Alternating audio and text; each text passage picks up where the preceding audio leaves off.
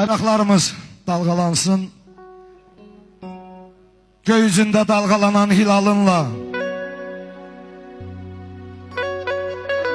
bayrağınla ne gözəlsən Azərbaycan, övladına xoş gün verən haramınla, növrağınla ne gözəlsən Azərbaycan. Neçə qəhrəmanı xanı olan, səhərində al şəfəqi danı olan, hər daşında şəhidimin qanı olan torpağınla nə gözəlsən Azərbaycan. Yeryüzünə nur çiləyən sərvətinlə, günü gündən zirvələnən şöhrətinlə,